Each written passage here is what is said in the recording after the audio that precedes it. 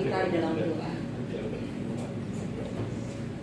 Bapak, terima kasih buat pagi hari kami ada saat ini. Kami sadar semua karena anugerah-Mu, semua karena cinta-Mu dalam setiap kehidupan kami. Kami mau terus belajar bersyukur dalam segala hal.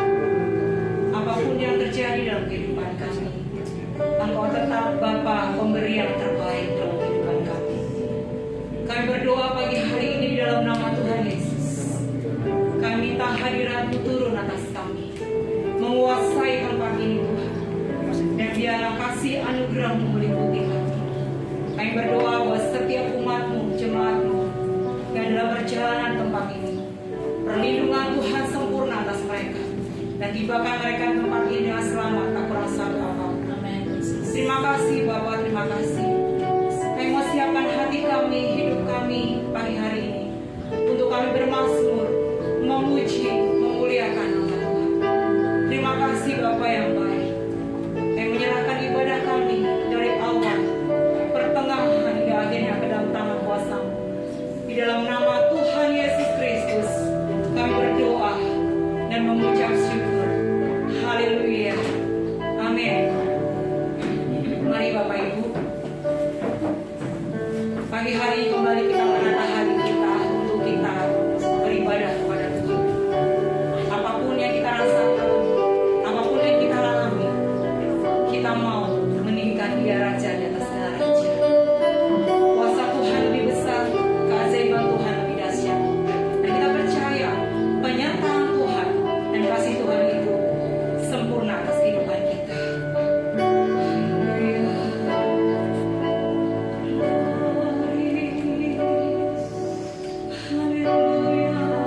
Mari sembah Dia. Haleluya. Mari umat Tuhan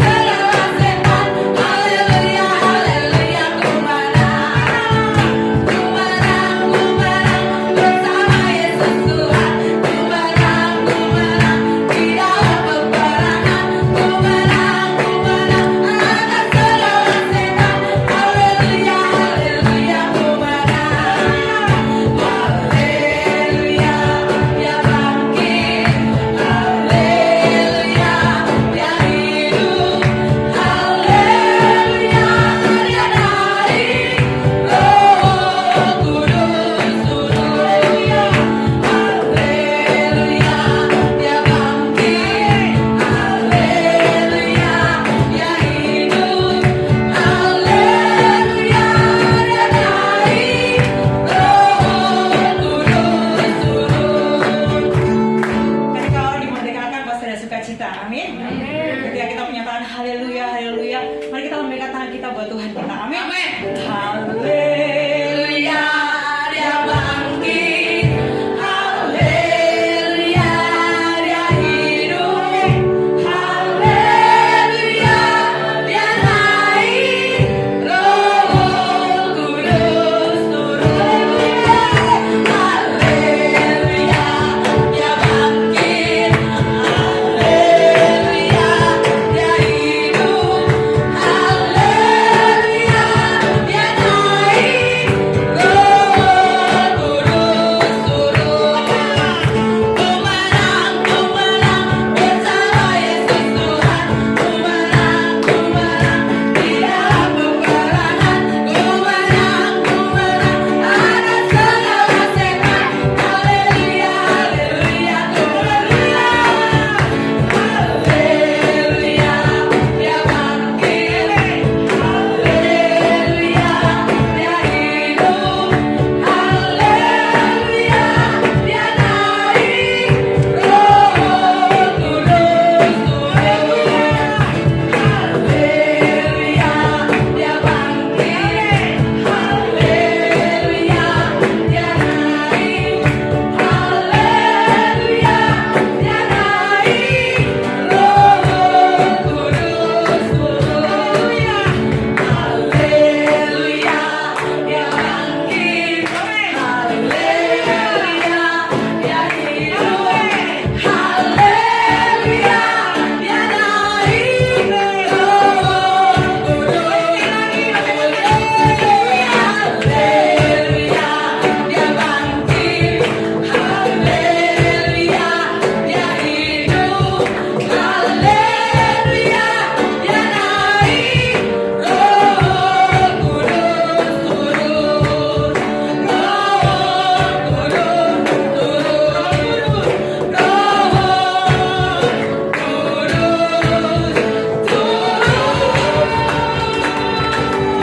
Haleluya. Selamat kembali Bapak Ibu.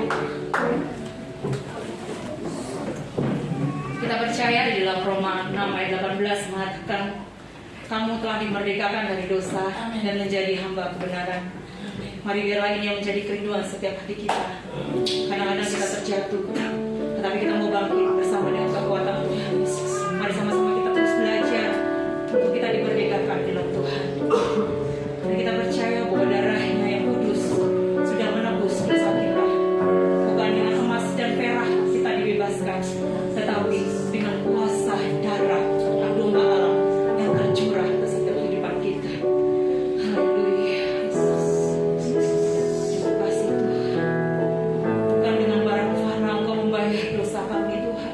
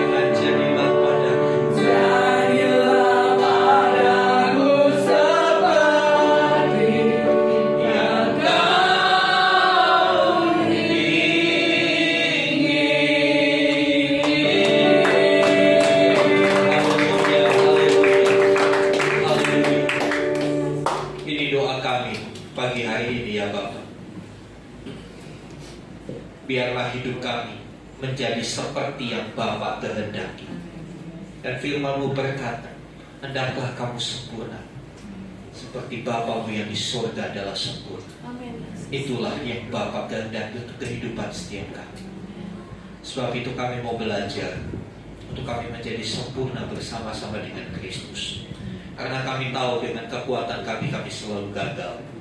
Tapi bersama Kristus kami akan menang. Karena Kristus telah membuka jalan untuk kemenangan itu. Terima kasih Tuhan. Sekarang biarlah kebenaran firman-Mu mengajari kami. Biarlah kebenaran firman-Mu menuntun kami. Supaya kami benar-benar dimerdekakan dari dosa. Supaya kami benar-benar dimerdekakan dari cara hidup kami yang lama. Semua yang sia-sia kami boleh tinggalkan. Karena kami beralih kepada sesuatu yang mulia, sesuatu yang berharga, sesuatu yang bernilai sampai kepada kekekalan. Terima kasih Tuhan. Berkati hamba-hamba ini yang sudah melayani kami dalam pujian penyembahan. Biar apa yang mereka lakukan di hadapan Tuhan tidak sia-sia. Terima kasih Bapa. Dalam nama Tuhan Yesus kami berdoa. Haleluya. Amin. Ya, terima kasih untuk teman-teman tim Kristen Worship. Shalom saudara. Shalom. Apa kabar? Saya diberkati, kamu diberkati, kita semua diberkati. Kalau sudah diberkati, apa yang harus kita lakukan? Harus jadi berkat. Amin. Ya, berkat itu tidak melulu untuk kita. Di dalam berkat Tuhan yang kita terima, kalau kita sadar ada sebagiannya itu bukan milik kita. Ya, saudara yang dikasih Tuhan. Ya, masih dalam bulan kemerdekaan, saya mau ajak kita sama-sama belajar bagaimana kita bisa merdeka dalam Kristus. Ya, kita buka Galatia 5 ayat 1. Ya, sudah terpampang, kita baca dari slide saja karena saya pastikan isinya sama dengan Alkitab Bapak Ibu Saudara. Ya, kita baca 2-3. Supaya kita sungguh-sungguh merdeka, Kristus telah memerdekakan kita. Karena itu berdirilah teguh dan jangan mau lagi dikenakan hukum perhambaan. Saudara yang dikasih Tuhan, ya, surat Galatia ini ditulis oleh Rasul Paulus kepada jemaat Tuhan yang ada di kota Galatia. Tema utama dari surat Galatia adalah supaya jemaat itu sadar bahwa Kristus itu sudah melakukan dengan tuntas. Kristus telah memerdekakan kita. Kenapa tema ini diangkat oleh Rasul Paulus? Orang-orang Galatia adalah orang-orang Yahudi yang menjadi Kristen. Orang-orang Yahudi sebelum Kristus datang, mereka hidup di bawah hukum Taurat. Ya, hukum Taurat itu bukan hanya 10 hukum Tuhan. Ya, jangan ini, jangan ini, jangan ini. Bukan itu. Hukum Taurat itu ada 613 aturan yang harus dilakukan. Bayangkan 613. 10 aja kita sudah ampun-ampun. Ini begitu banyak, begitu detail. Ya. Dan di dalam hukum Taurat itu bercampur antara hukum Tuhan dan budaya Yahudi pada waktu itu.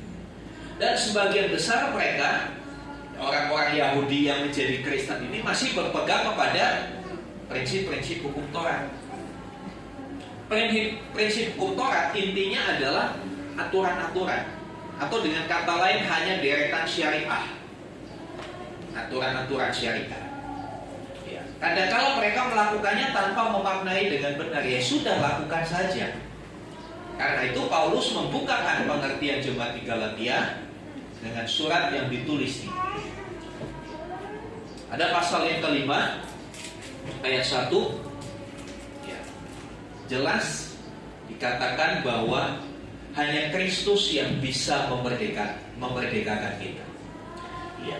Supaya kita sungguh-sungguh merdeka, Kristus telah memerdekakan kita. Jadi kalau bukan Kristus, kita nggak sungguh-sungguh merdeka. Kalau bahasa Ibrani-nya etok-etoknya merdeka. Orang Jawa tahu ya, kelihatannya merdeka tapi nggak merdeka. Banyak orang yang kelihatannya merdeka, kelihatannya bebas, enak ya dia bebas. alami kebebasan finansial, wah tiap pulang gereja pergi ke mall, apalagi air udah mau jadi, pasti deh. Ya, kalau banyak kelamaan sedikit udah gelisah ya. Saudara nggak seperti itu. Ya, saudara dikasih Tuhan, kita lihat sepertinya orang itu merdeka, jalan ke sana, jalan ke sini, healing ke sana, healing ke sini. Tapi tanpa disadari di belakang hutangnya menggunung. Ya. Itu bukan orang yang benar-benar merdeka.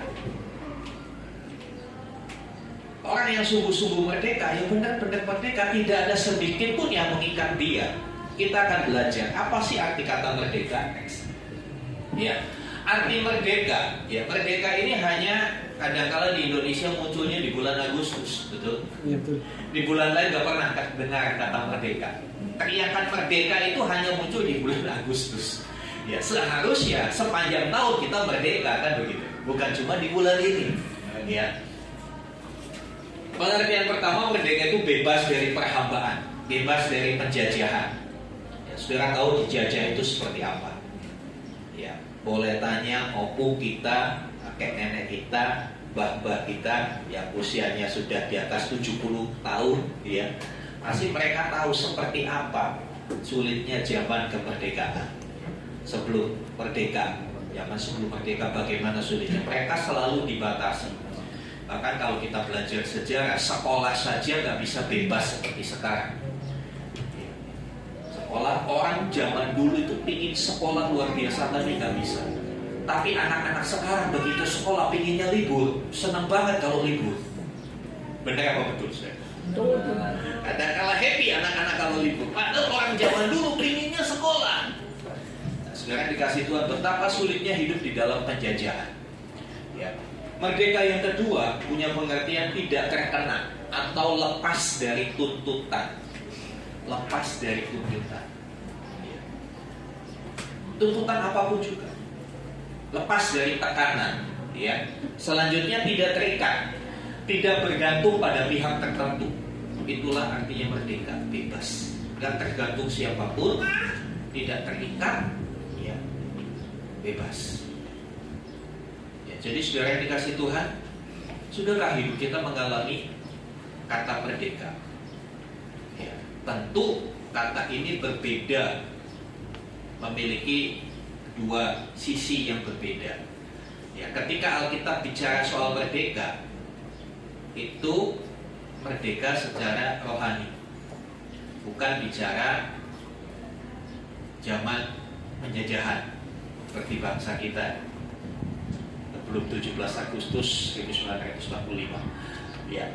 Merdeka dalam Alkitab mengandung pengertian kemerdekaan secara rohani. Karena tanpa sadar, secara rohani banyak orang yang terjajah, banyak orang yang terikat dengan kebiasaan buruk. Contoh yang paling gampang kebiasaan buruk apa? Merokok. Menurut saudara merokok itu kebiasaan baik apa kebiasaan buruk? Siapa yang bilang merokok itu kebiasaan buruk? Angkat tangan. Siapa yang bingung? Saya bingung Pak, baik apa buruk? Iya. Kalau saudara bingung itu baik atau buruk, nanti dibungkus rokok coba lihat ada peringatan pemerintah di situ. Ada kan peringatan pemerintah? Itu dibaca nggak? Enggak. Nggak pernah dibaca. Yang namanya peringatan yang harus diperhatikan. Iya. Contoh hal yang sederhana. Saya mau katakan, saya menyampaikan hari ini, saya tidak berkata bahwa orang yang tidak merokok itu lebih suci, lebih kudus, lebih benar daripada yang merokok. Pak, lebih baik saya merokok, Pak. Saya merokok nggak korupsi, dia nggak merokok korupsi, Pak. Pembandingnya bukan hal itu, saudara. Nggak bisa dibanding head to head seperti itu. Ya. Semua kita sepakat merokok itu kebiasaan buruk. Saya tanya di sini sama ibu-ibu, ibu-ibu suka suaminya merokok atau tidak merokok? Adakah ibu-ibu yang suka suaminya merokok? Keren loh suami saya merokok. Saya belum pernah dengar statement itu. Nah, saya cuma mau katakan, pria yang keren itu pria yang berani lepas rokok. Amin. Itu pria yang keren. Ya. Nah, saudara yang dikasih Tuhan contoh ya kebiasaan merokok. Ya. Orang yang sudah punya kebiasaan merokok, kalau nggak merokok gelisah dia. Kenapa? Sepertinya ada yang kurang, ada yang nggak nyaman. Ketemu orang, ketemu teman-teman di lingkungannya, di circle-nya, kalau nggak bawa sesuatu yang diselipkan di sini, rasanya kayak ada yang kurang. Itu membuat percaya dirinya menurun. Sampai segitunya ya. Itu salah satu bentuk penjajahan. Kita dijajah oleh benda kecil itu. Kayaknya kalau nggak ada itu, aduh. Ya, beberapa kesaksian yang mulut rasanya pahit, asem. Apalagi nano-nano mulut rasanya gitu ya. Padahal nggak punya pemain nano-nano. Jadi harus ada rokok. Nggak pede. Ya, banyak orang berkata, anak-anak muda ya, biasanya anak muda, kalau laki-laki itu harus merokok. Kalau nggak merokok bukan laki-laki. Ajak aja ke toilet, tunjukkan bahwa kamu laki-laki, nggak pakai rokok. Sekarang yang dikasih Tuhan, satu kebiasaan, apapun kebiasaan, itu saya contohkan rokok. Kebiasaan yang lain banyak. Bagi kaum wanita, kebiasaan lain apa? Nonton sinetron atau drama Korea. Karena kalau begitu terikatnya ibu-ibu dengan, di sini nggak ada, maksudnya nggak ada yang ngaku gitu. Begitu terikatnya wanita dengan drama Korea sampai rela begadang untuk menyaksikan kelanjutan dari cerita itu. Menyaksikan kelanjutannya sampai urusan-urusan lain terbengkalai. Lebih baik lihat sinetron daripada dampingi anaknya belajar. Dia terikat banget. Kalau satu episode terlewatkan, waduh gelisah dia. Untungnya sekarang ada YouTube, ya kan, ada aplikasi-aplikasi film ya, Netflix atau video, bisa lihat lagi episode yang sudah kelewatan. Bukankah itu salah satu bentuk penjajahan secara rohani? Iya, dia bebas kemana aja, bebas gunakan waktu. Tapi waktunya sepertinya diikat dengan hal-hal itu. Jam ini harus lihat, kalau nggak lihat, gelisah. Kalau nggak lihat, waduh, kayak nggak tenang, penasaran. Nah, saudara ini kasih Tuhan. Ya, Alkitab berbicara kemerdekaan itu lebih ke arah kemerdekaan rohani. Ya, karena Alkitab ini buku rohani. Banyak orang berkata, oh Alkitab ini nggak benar Pak, nggak cocok dengan sejarah. Iya, memang ini bukan buku sejarah. Di dalamnya ada nilai-nilai sejarah, ada fakta-fakta sejarah, tapi tidak 100% isinya sejarah. Kita harus paham. Orang debat saya begini, Pak, Alkitab itu nggak logis Pak, nggak sesuai dengan sains. Saya bilang iya, ini bukan buku sains, ini buku iman, ini buku rohani. Ada beberapa statement di Alkitab yang kalau dibandingkan dengan sains nggak cocok, kayaknya bertentangan. Ya kenapa? Sudut pandangnya berbeda. Ketika bicara sudut pandang, saya menggambarkan seperti ini, saudara. 3 orang buta dibawa ke ragunan, dibawa ke kandang gajah untuk mengobservasi seperti apa gajah itu. Ini orang buta sejak lahir, jadi nggak pernah lihat gajah. Lalu udah deh, silakan kamu observasi. Orang buta kan biasanya meraba, ya kan? Dengan meraba dia bisa paham, membaca pakai huruf braille itu timbul, jadi bisa dibawa ke kandang gajah. Setelah 1 jam, udah, ayo.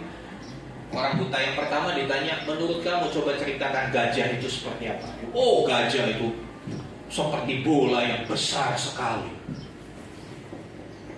Belum selesai dia cerita, orang buta yang kedua langsung protes. Salah, gajah itu bukan bola, bukan seperti bola. Gajah itu seperti tiang yang kokoh. Yang terakhir bilang, kalian ini dasar buta. Ya nggak sadar, dia juga buta. Kebanyakan kan kita bilang begitu kan, bilang orang lain bodoh, padahal kita juga sama bodohnya. Kalian dasar buta. Gajah itu seperti kipas, tau? Kipas yang lentur, yang kalau sekali kepas itu, aduh anginnya enak banget. Dari 3 jawaban itu menurut saudara mana yang benar? Ya semua benar, masing-masing dengan persepsinya, betul nggak? Masing-masing dengan sudut pandangnya. Yang bilang kayak bola besar, dia pegang perutnya. Yang bilang kayak tiang, dia pegang kakinya, tiang yang kokoh. Ya. Yang bilang kayak kipas itu pegang kupingnya. Jadi ketiga-tiganya yang benar. Nah, itu kadang-kala sudut pandang kita berbeda ketika menyikapi kehidupan ini. Ketika melihat Alkitab, kita pikir Alkitab itu buku sejarah, buku sains. Bukan, ini buku iman, ini buku rohani. Harus dimaknai secara rohani. Memang di dalamnya ada sejarah. Contoh, bait suci yang dihancurkan, ada, itu sinkron dengan sejarah. Contoh yang lain, kematian Tuhan Yesus di salib itu adalah fakta sejarah. Jadi kalau saudara berdebat dengan orang yang berkeyakinan lain, mereka bilang Yesus itu nggak disalibkan, itu muridnya yang mirip disalibkan. Ya, saudara bilang begini, jangan ngotot dengan, oh nggak bisa, Matius sekian bilang sekian, ayat sekian bilang begini. Enggak, mereka nggak percaya sama Matius. Ajak mereka buka buku sejarah. Buka buku sejarah, beberkan fakta sejarah bahwa pada pemerintahan Pontius Pilatus ada seorang yang menghebohkan dengan ajarannya yang akhirnya disalib. Itu saja sudah cukup. Dia membantah fakta sejarah nggak bisa. Fakta sejarah itu tidak bisa dibantah. Contohnya peristiwa 17 Agustus 1945. Adakah yang berani membantah? Oh enggak, Indonesia nggak merdeka tahun itu. Proklamasi itu tanggal 6, nggak tanggal 17. Ya itu orang yang lumayan ngata gitu kan. Jadi saudara yang dikasih Tuhan, Alkitab ini adalah buku iman. Dan apa yang dikatakan firman Tuhan itu bicara soal hal-hal yang rohani. Tapi bukan berarti itu rohani. Kita kan hidup dunia. Ya, saya kasih statement seperti ini. Apa yang terjadi secara rohani sangat mempengaruhi keadaan jasmani. Ada satu pepatah Latin mengatakan mens sana in corpore sano. Apa artinya? Di dalam tubuh yang sehat terdapat jiwa yang kuat. Pokoknya intinya kalau dalamnya kuat akan keluar. Jadi apa yang terjadi di dalam roh, di dalam kerohanian itu akan terpancar keluar. Karena sesungguhnya manusia sejati itu bukan tampangnya, ini hanya casingnya. Tubuh itu hanya casing yang setelah sekian puluh tahun casingnya bisa rusak, ya harus dikubur. Manusia yang sejati itu yang di dalam. Manusia sejati adalah rohnya. Dan roh manusia itu memang diciptakan kekal, tidak bisa mati. Yang mati itu adalah tubuhnya, fisiknya. Jadi saudara yang dikasih Tuhan, apa yang terjadi secara rohani akan mempengaruhi keadaan jasmani. Makanya kita perlu merdeka dulu di dalam roh kita. Merdeka di dalam roh kita akan terpancar keluar. Next. Iya. Dari Galatia 5 ayat 1 kita belajar satu hal bahwa hanya Kristus yang benar-benar memerdekakan kita. Coba kita membuka lagi Yohanes 8 ayat 36. Yohanes 8 ayat 36.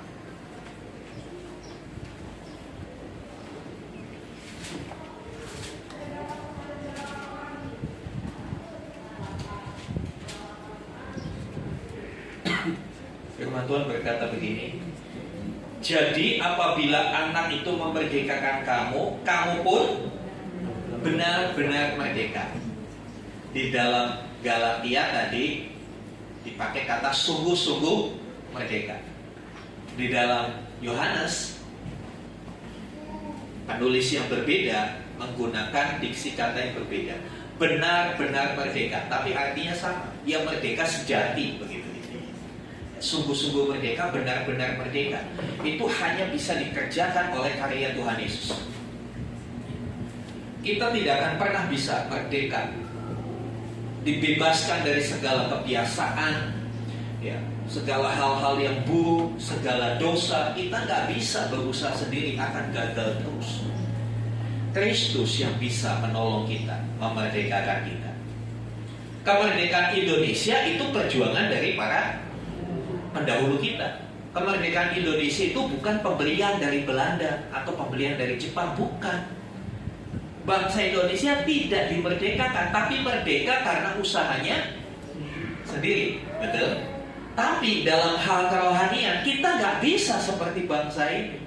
Kita nggak bisa berjuang sendiri. Banyak kali saya ngobrol dengan Bali, teman-teman yang terikat dengan rokok. Aduh Pak, susah Pak, saya sudah coba berhenti, tapi balik lagi, tapi muncul lagi.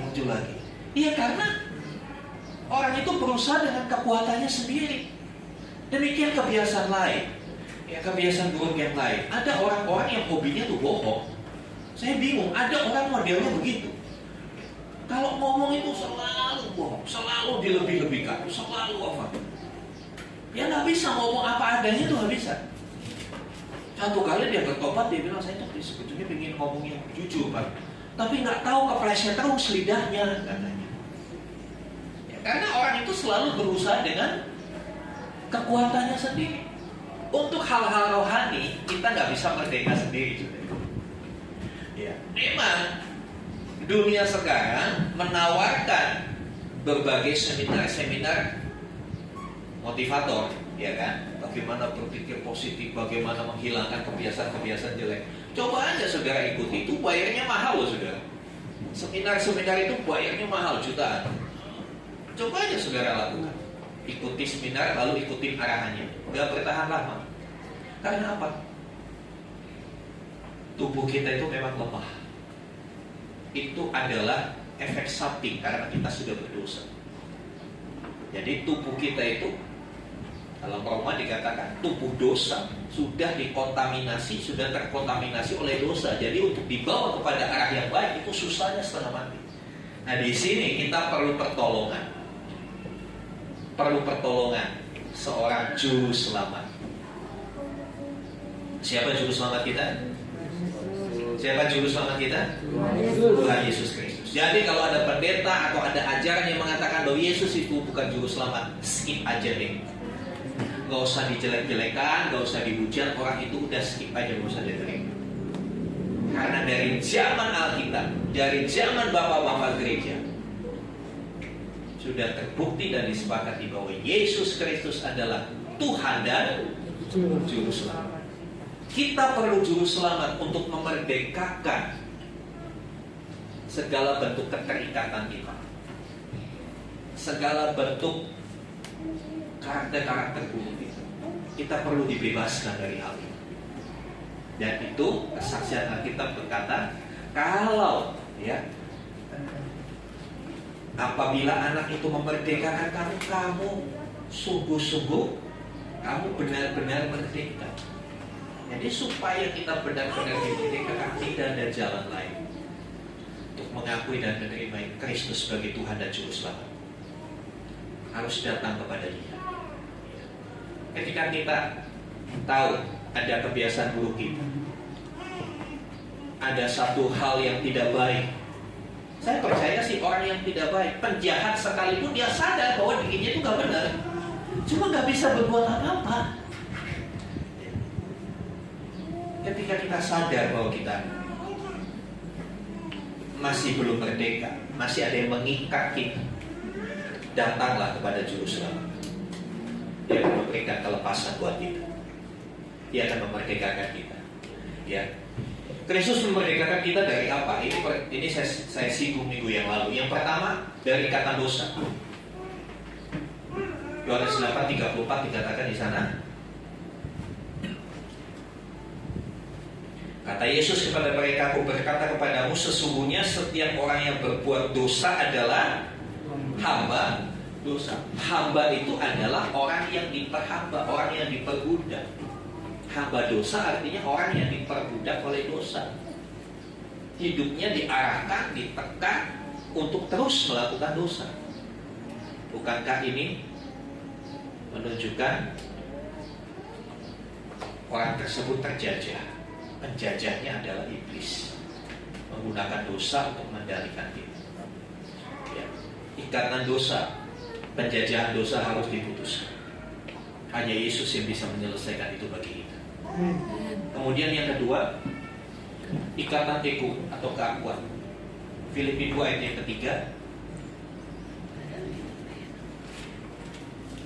Tolong dibacakan Saudara Satria.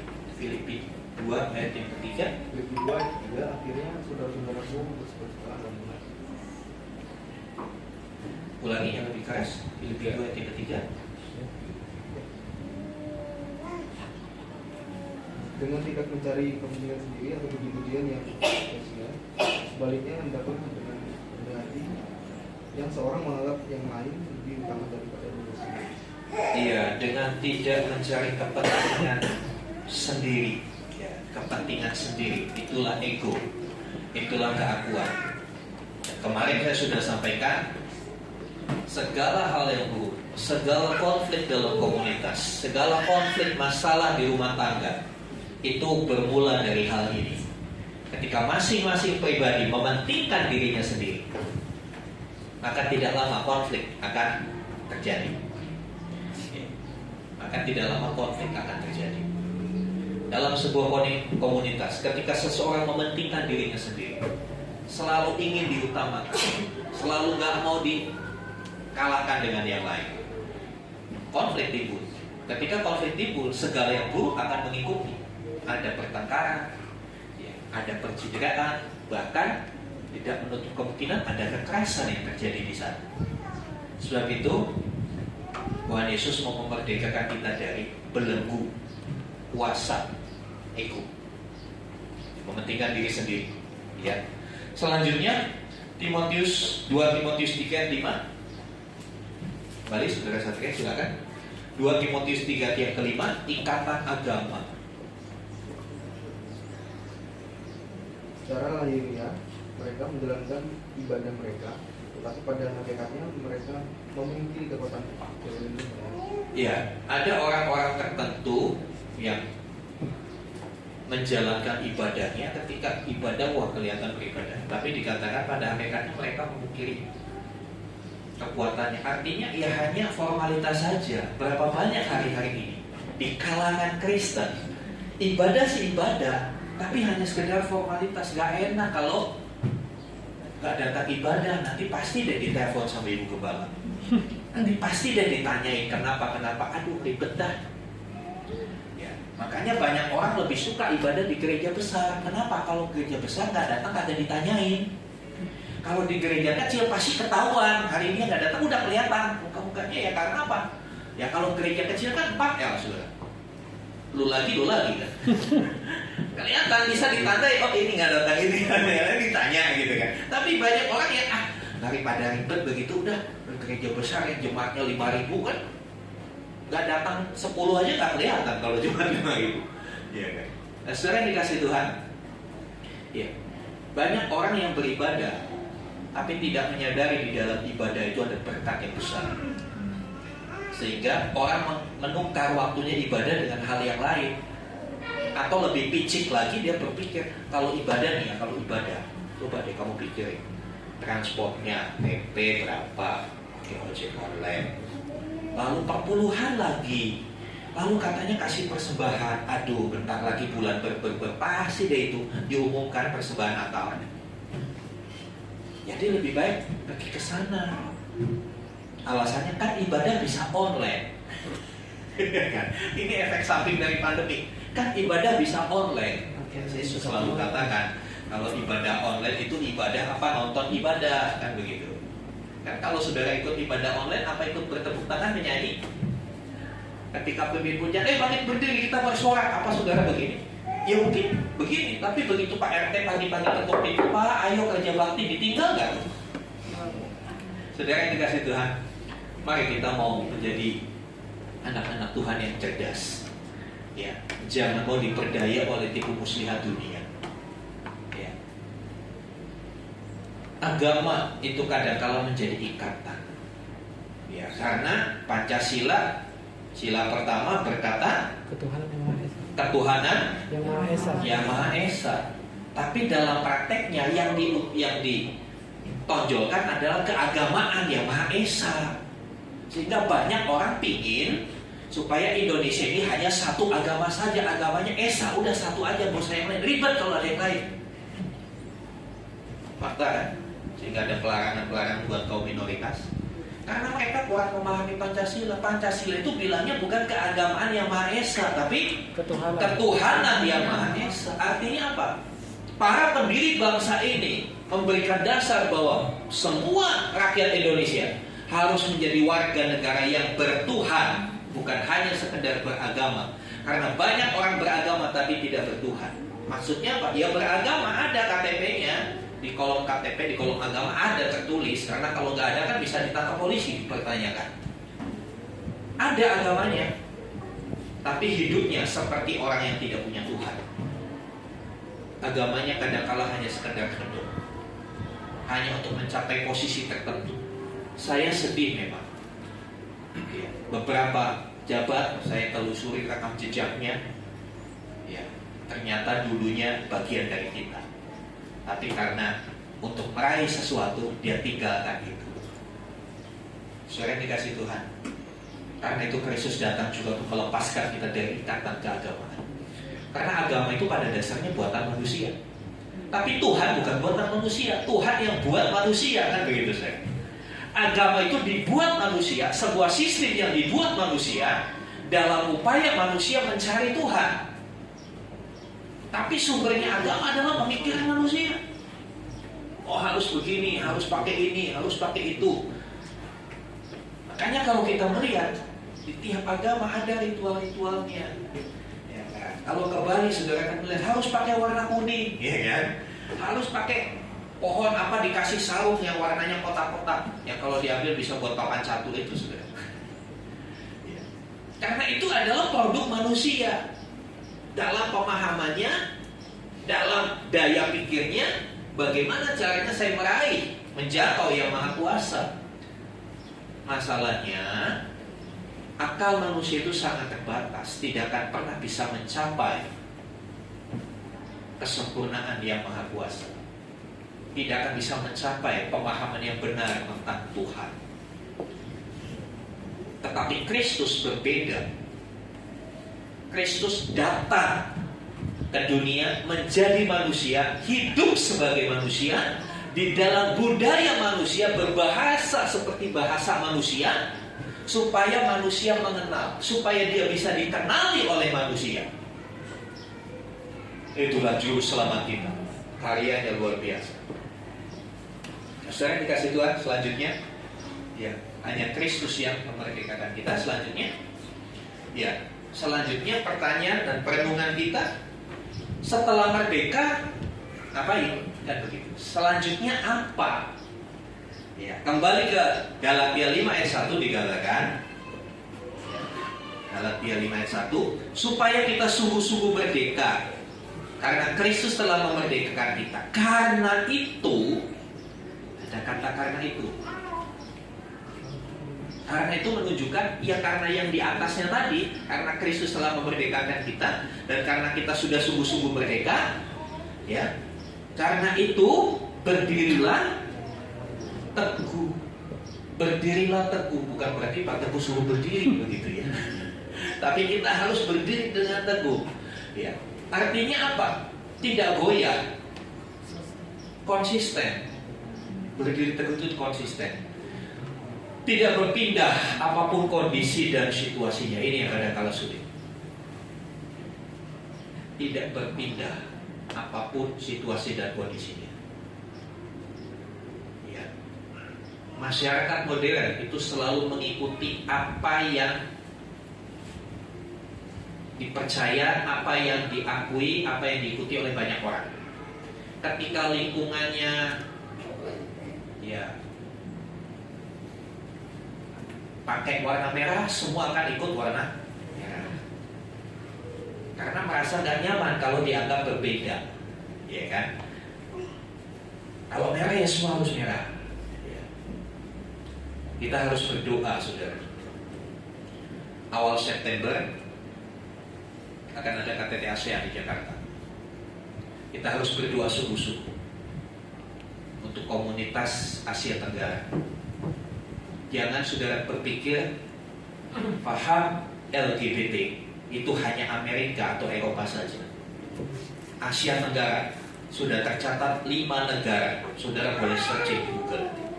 Sudah 5 negara yang mengakui LGBT dan yang menerima itu di dalam undang-undang mereka. Sebentar mereka akan mensahkan pernikahan sesama jenis. Jadi bagaimana nanti si Ucok akan menikah dengan lain? Si Butet akan nikah sama Edan. Biar dikasih Tuhan. Itu dunia kita sekarang. Jangan pikir, oh LGBT jauh Pak di Amerika, gak bakal sampai sini. Singapura sudah terima itu LGBT. Dan ini mereka mau bawa ke Indonesia. Ada agenda untuk membuat Indonesia terima. Mereka kan berkata, semua kita udah terima. LGBT kan gak merugikan. Emang negara dirugikan apa? Gak rugi apa-apa kan? Ya biarin aja. Biarin aja laki sama laki. Kalau Yanto sama Anto mau menikah, biarin aja. Kalau Susi sama Susan mau menikah, nggak apa-apa.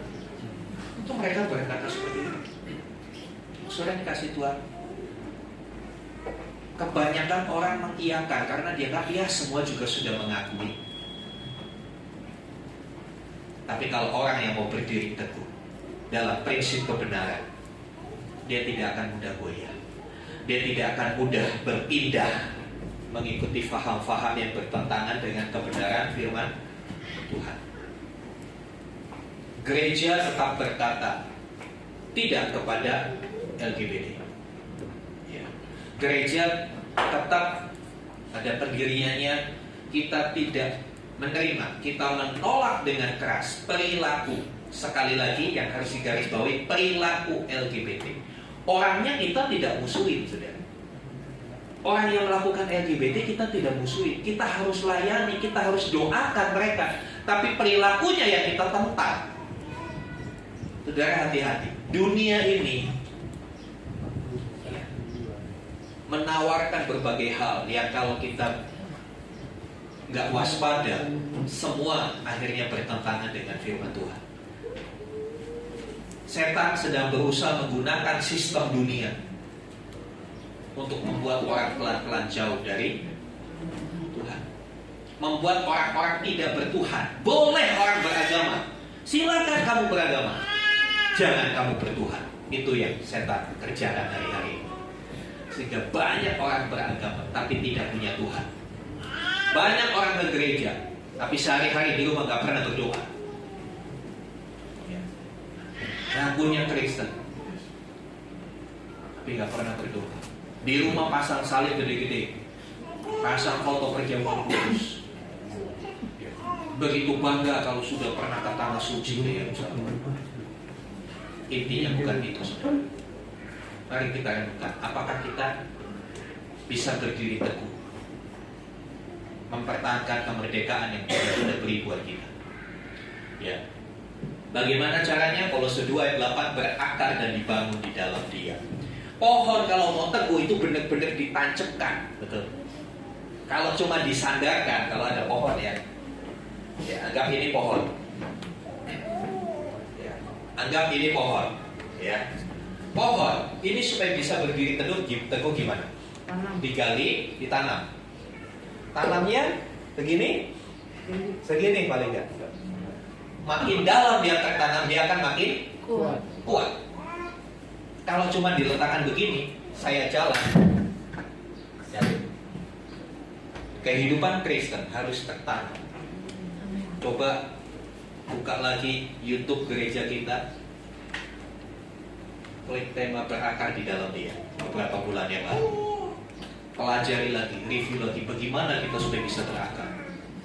Ya, salah satunya berakar adalah tertanam di gereja lokal. Kalau saudara hanya berpindah-pindah, tidak akan pernah bisa bertumbuh. Tapi konteksnya berbeda, ya.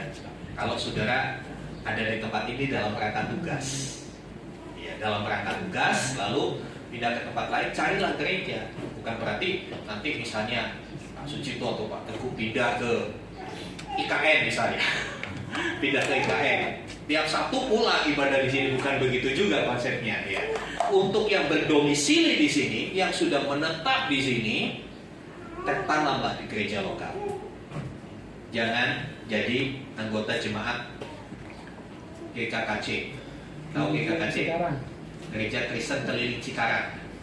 Dikelilingin, kan banyak di Cikarang. Wah, bosan, ayo keliling. Imanmu gak akan bertumbuh. Silakan dikasih Tuhan. Iya. Next. Lalu apalagi? Ayat itu juga berkata Galatia 5:1 selanjutnya, karena itu berdirilah teguh dan jangan mau lagi dikenakan kuk perhambaan. Jangan mau lagi. Jangan mau lagi. Udah. Ya, kalau dalam bahasa sehari-harinya harus kapok kita gitu loh, saudara. Kalau orang udah kapok kan nggak mau lagi, bukan kapok lombok. Kalau kapok lombok, pedes ya, aku diare nih gara-gara makan bebek pedes. Tapi minggu depan coba lagi. Ya udah, kalau mau coba lagi, kalau diare lagi jangan ngeluh, kan begitu. Nikmati aja. Ya, sudah kan dikasih Tuhan. Jangan mau lagi diperbudak. Itu menunjukkan satu komitmen, satu tekad. Saya tidak mau lagi. Seperti bangsa Indonesia. Bersyukur Presiden Jokowi adalah orang yang tidak mau membiarkan negara ini diperbudak oleh negara lain. Memang hari ini sudah tidak ada lagi penjajahan seperti dulu secara fisik. Tapi penjajahannya berbeda.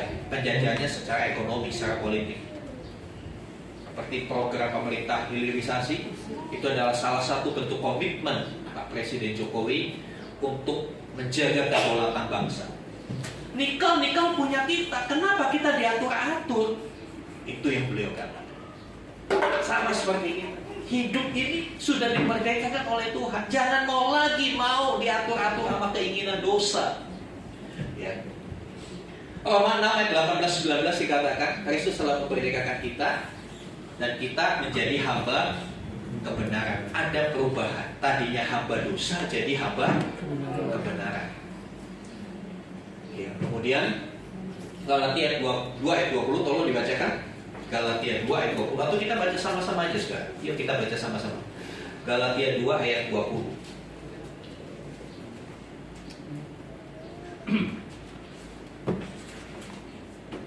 Galatia 2 ayat 20.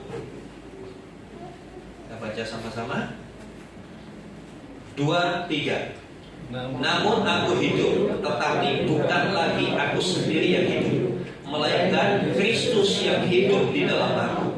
Dan hidupku yang kuhidupi sekarang di dalam daging adalah hidup oleh iman dalam Anak Allah yang telah mengasihi aku dan menyerahkan dirinya untuk aku. Hidupku bukannya aku lagi, tapi biarkan Kristus hidup di dalam aku. Apa artinya Kristus hidup di dalam kita? Kristus yang memimpin hidup kita.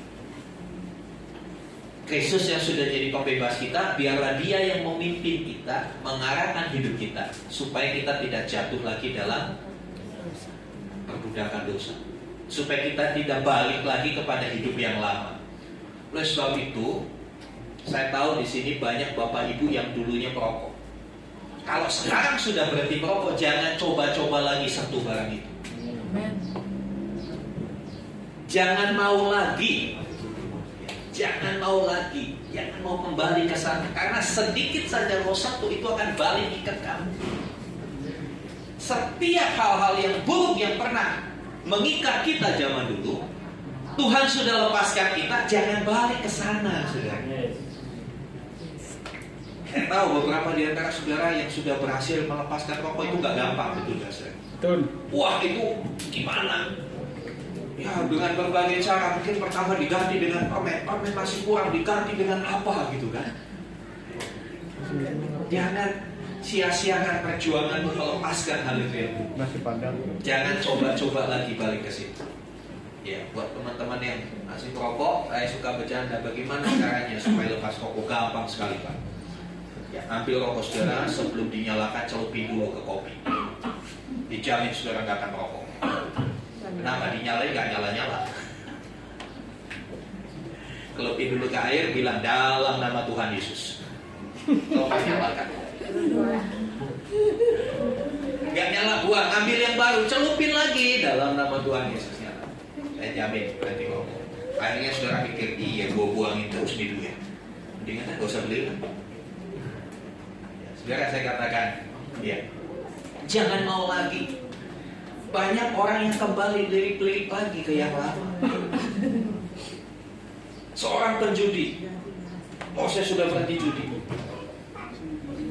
Tapi kalau main ke tempat judi, ya nggak lama ngikut lagi ke situ, nyemplung lagi sudah.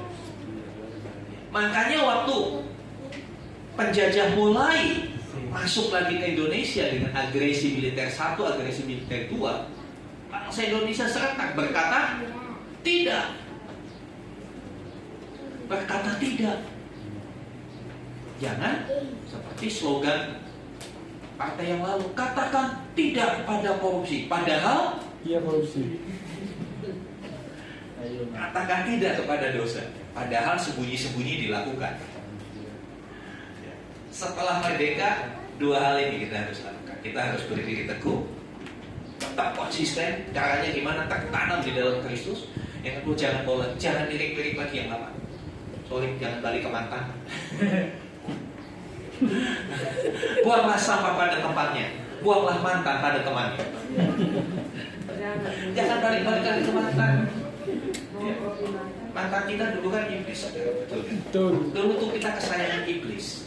Ketika kita berbuat dosa, iblis bersuara, waduh, kau keren banget, ya kan? Jangan balik lagi ke sana. Karena kita sudah jadi milik Kristus. Amin. Dikatakan Galatia, namun aku hidup bukannya lagi aku yang hidup, tapi Kristus yang hidup di dalam aku. Ayat selanjutnya dikatakan, hidup yang kuhidupi di dalam daging. Artinya Paulus berkata, iya kita memang masih di dalam daging. Kita memang belum kebal dari dosa. Perhatikan, walaupun saudara sudah dibaptis, sudah berbahasa roh, sudah melayani, sudah jadi kepala sidang, saudara tidak kebal dari dosa. Saudara masih berpotensi untuk berbuat dosa. Sebab itu jaga diri untuk gak kejeblos ke lubang yang sama. Saudara dikasih Tuhan. Next. Iya. Silakan dibaca dulu 5 menit. Kalau ini benar menjadi keputusan saudara, silakan bangkit berdiri dan kita baca bersama-sama. Silakan. Baca dulu 5 menit. Dan ini apakah saudara sepakat dengan keputusan ini? Ya. Kalau saudara sudah baca, sudah paham, jangan ikut-ikutan. Saudara sudah sepakat, silakan berdiri. Kita akan bacakan ini bersama-sama.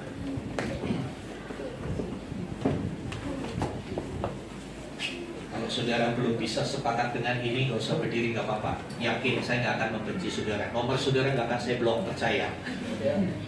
Ya. Oke, kita baca sama-sama. 2, 3.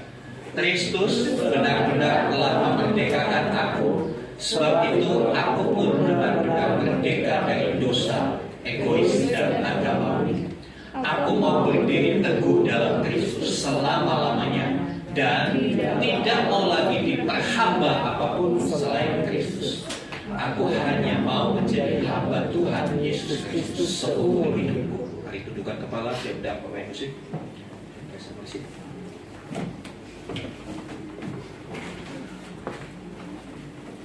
Dia menebus kita bukan dengan emas, bukan dengan sesuatu yang fana, tapi dia menebus kita. Dia memerdekakan kita dengan darah, dengan kematiannya di atas kayu salib. Dia pingin supaya kita benar-benar merdeka. Dia pingin supaya kelemahan-kelemahan, karakter-karakter buruk kita bisa lepas dari hidup setiap kita.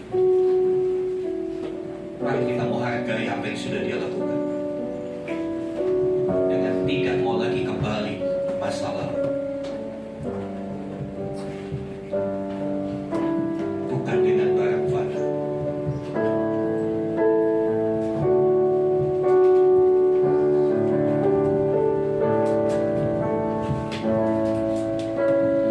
Bukan dengan barang fana. Kau membayar dosaku.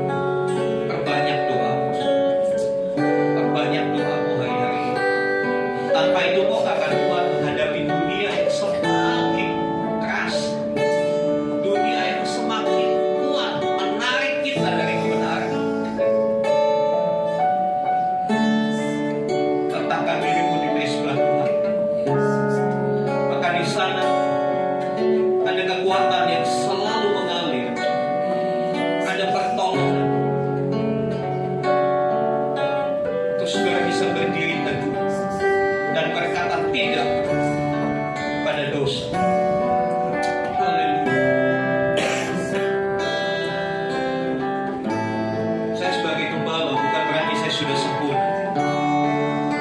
Saya mau terus berjuang. Mari berjuang bersama supaya hidup ini menjadi seperti yang Tuhan inginkan. Haleluya.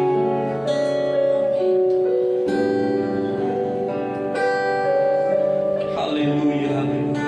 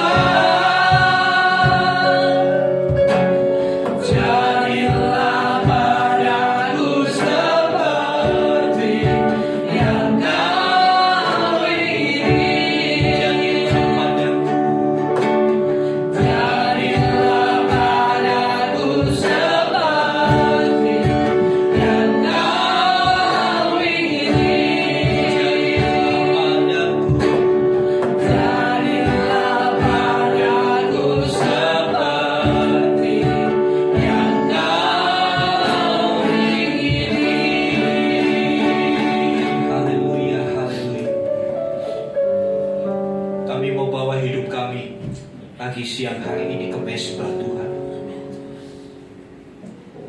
Biar api-Mu membakar kami, biar api-Mu menghanguskan kami, sehingga apa yang tidak kudus, apa yang cemar, apa yang bertentangan dengan kebenaran, itu hangus terbakar.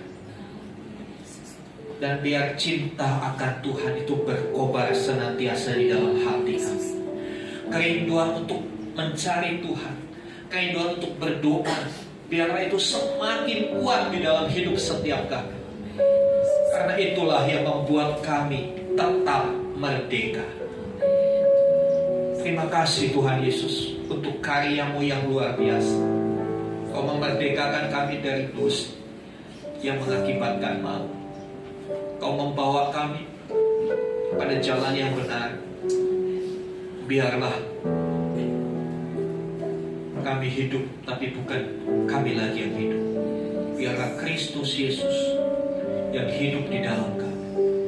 Hidup yang kami hidupi di dalam daging ini, kami boleh hidup untuk Tuhan yang telah mengasihi kami, bahkan telah menyerahkan nyawanya bagi kami. Terima kasih Tuhan. Meteraikan kebenaran ini dalam hidup kami. Biarlah ini menjadi bagian ingat-ingatan buat kami. Kami ketinggal berada di dalam hari-hari kehidupan kami, di tengah masyarakat, di tengah tempat pekerjaan, di sekolah kami, dimanapun kami berada. Kami tetap diingatkan bahwa kami adalah hamba kebenaran. Terima kasih Tuhan. Di dalam nama Tuhan Yesus kami berdoa. Haleluya. Amin. Silakan duduk Bapak Ibu Saudara. Kita akan memberikan persembahan kita kepada Tuhan. Kita naikkan pujian kemenangan. Haleluya, haleluya,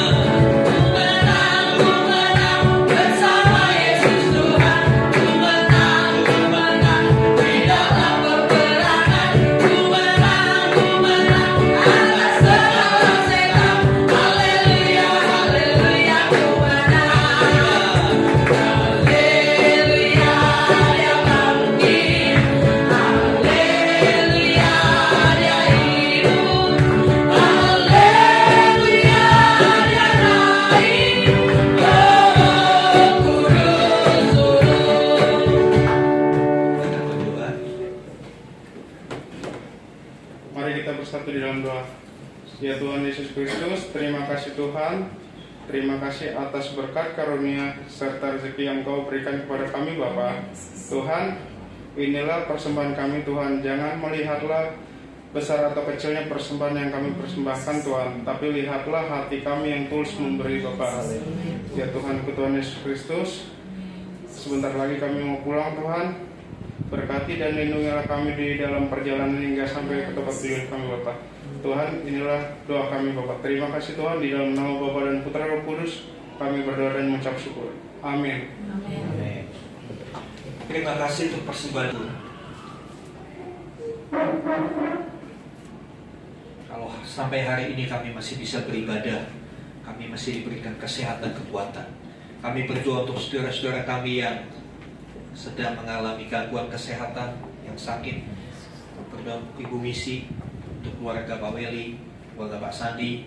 Tuhan, kiranya tangan kuasa-Mu menjamah mereka, memulihkan mereka, dan biarlah mereka juga diberikan hikmat untuk mereka boleh menjaga kesehatan yang Tuhan beri. Pekerjaan melalui siap makanan, minuman, obat-obatan, vitamin yang dikonsumsi, melaluinya boleh mempercepat proses kesembuhan. Ketika mereka harus berobat, Tuhan juga pertemukan dengan dokter yang tepat, pakai tangan paramedis untuk memberikan terapi yang terbaik. Setiap kami percaya kesehatan, kekuatan Tuhan sudah anugerahkan buat kami. Berikan kami hikmat untuk kami boleh menjaga kesehatan, untuk kami mengatur pola makan dan pola hidup yang sehat, supaya kami tetap sehat di tengah keadaan cuaca yang tidak baik. Bapa di surga, menyerahkan bangsa dan negara kami menjelang tahun pemilu. Kami percaya Tuhan yang bisa kendalikan bangsa ini. Sebab itu kami berdoa, kirimkan damai sejahtera membuat Indonesia. Kiranya tahun depan kami boleh memilih pemimpin yang terbaik. Tuhan bangkitkan pemimpin yang akan membawa bangsa ini kepada kemajuan, kepada kesejahteraan buat seluruh rakyatnya. Berdoa untuk setiap partai-partai politik, setiap mereka boleh mengendalikan masanya, supaya tidak terjadi bentrokan yang bisa memecah belah kesatuan bangsa ini. Dalam kepemimpinan Bapak Presiden Jokowi, tinggal 1 tahun lebih, Tuhan tolong sehingga beliau boleh menyelesaikannya dengan baik, meletakkan dasar yang baik supaya penerusnya boleh meneruskan dengan lebih terarah. Terima kasih Bapak untuk TNI Polri, kiranya mereka dipakai Tuhan untuk berjaga-jaga buat bangsa ini. Menyerahkan juga KTT ASEAN di awal bulan September, kiranya setiap agenda-agenda yang melawan kebenaran itu dibatalkan. Ya, rencana-rencana yang mendatangkan hal yang tidak baik untuk bangsa ini dikacaukan oleh Tuhan. Kiranya melalui KTT ini kerjasama untuk hal-hal yang positif boleh terbentuk. Terima kasih Bapa di surga, menyerahkan gereja-Mu di tempat ini. Kiranya Tuhan memakai kami untuk kami terus berdampak buat lingkungan kami, buat sekitar kami, biarlah kami terus menjadi berkat. Tuhan tolong memberkati RT RW, lingkungan desa di mana gereja ini berada, dan mereka menjadi pemimpin-pemimpin yang amanah, pemimpin-pemimpin yang takut akan Tuhan. Terima kasih Bapak. Kerinduan kami untuk memiliki tempat ibadah yang permanen diserahkan dalam tangan Tuhan. Kami percaya Tuhan akan menuntun kami, Tuhan akan memberkati kami, sehingga kami boleh memiliki gedung permanen milik gereja sendiri, supaya kami bisa lebih mengembangkan beragam pelayanan. Terima kasih Tuhan. Berdoa untuk siap komsel-komsel baik KSP maupun Cikarang dan sekitarnya, kiranya kami makin bertumbuh di dalam komunitas, bahkan kami boleh menjangkau jiwa-jiwa baru di sekitar kami, jiwa-jiwa yang belum mengenal Kristus, boleh kami perkenalkan kepada Juru Selamat sejati, Tuhan Yesus Kristus. Terima kasih Tuhan, terima kasih. Kami bersyukur. Kami percaya setiap kami adalah orang-orang yang diberkati oleh Tuhan. Biarlah kami boleh bijaksana mengelola berkat Tuhan itu, supaya kami tidak menyia-nyiakan berkat itu. Di setiap berkat yang Tuhan beri, kami boleh menggunakannya dengan cara yang bertanggung jawab. Terima kasih Bapak. Mari Bapak Ibu Saudara, angkat hatimu, angkat tanganmu kepada Tuhan, dan sekarang terimalah rahmat anugerah dari Bapa di surga, di dalam kasih dan karya Tuhan Yesus Kristus, bersama dengan persekutuan pengurapan Roh Kudus. Turunlah kiranya atasmu berkat, secara jasmani maupun berkat-berkat rohani. Jadilah berkat dimanapun Tuhan menempatkan engkau. Karena itu pergilah, jadikanlah semua bangsa murid. Baptislah mereka dalam nama Bapa dan Anak dan Roh Kudus. Dan ajarlah mereka melakukan segala sesuatu yang telah aku perintahkan kepadamu. Dan ketahuilah, aku menyertai kamu senantiasa sampai kepada akhir zaman. Demikianlah Tuhan Yesus akan datang kembali, menjemput kita semua gerejanya. Supaya di mana Tuhan Yesus berada, di situ kita boleh berada. Terima kasih Tuhan. Di dalam nama Tuhan Yesus kami terima berkat Tuhan yang melimpah. Haleluya. Amin.